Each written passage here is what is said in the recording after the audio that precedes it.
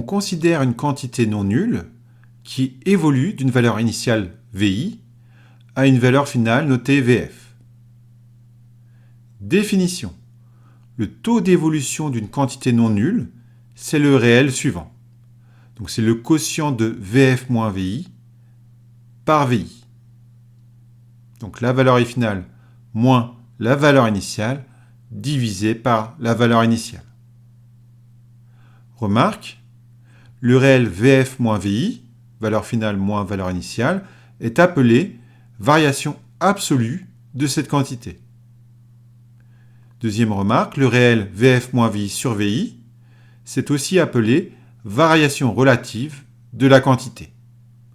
Dans tout ce chapitre, moi je parlerai plutôt de taux d'évolution.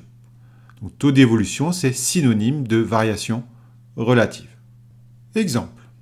Première question. La capacité d'un stade est passée de 15 000 à 21 000 places.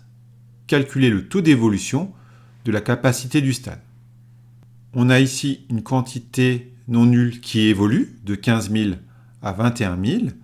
Donc par définition, le taux d'évolution, c'est donc un quotient. Au numérateur, nous avons la valeur finale, 21 000, moins la valeur initiale, 15 000, divisé par la valeur initiale, 15 000. Nous avons donc le quotient 6 000 sur 15 000. Ce quotient est une proportion. Que représentent les 6 000 places en plus sur les 15 000 places de départ?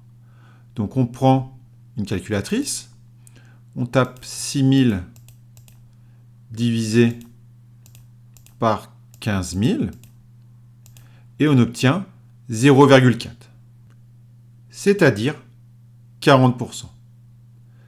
Donc on peut en déduire que la capacité du stade a augmenté de 40%.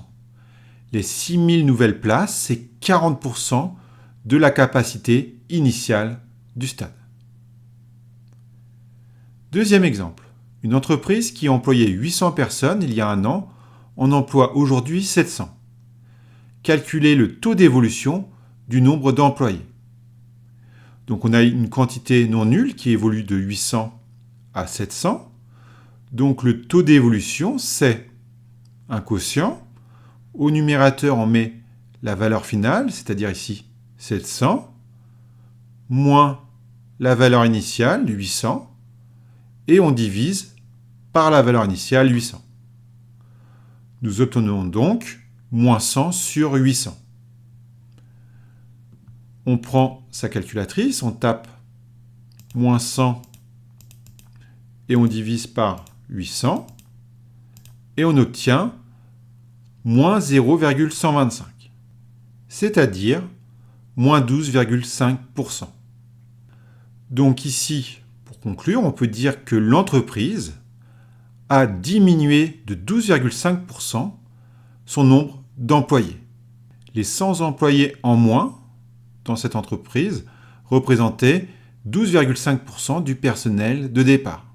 Remarque, comme nous avons pu le voir dans les deux exemples précédents, dans le cas d'une augmentation, le taux d'évolution est supérieur à 0, et dans le cas d'une diminution, le taux d'évolution est inférieur à 0. Propriété. Lorsqu'une quantité augmente de A%, son taux d'évolution, c'est T égale A%. Lorsqu'une quantité diminue de A%, son taux d'évolution, c'est moins A%.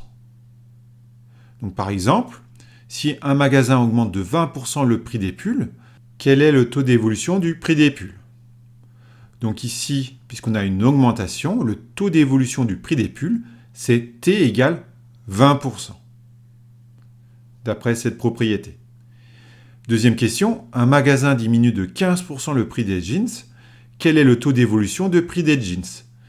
Ici, comme on a une diminution, le taux d'évolution, c'est moins 15%.